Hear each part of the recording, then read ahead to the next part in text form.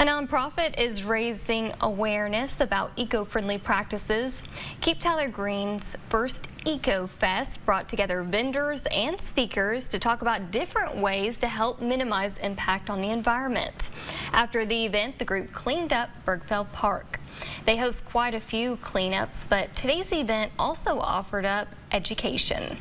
Pick up after themselves, or throw something in the recycle bin, or take an extra weekly trip down to the recycle center. If we all build that conscientiousness and then we all do it together, we all support each other, and then we can create real lasting change that way.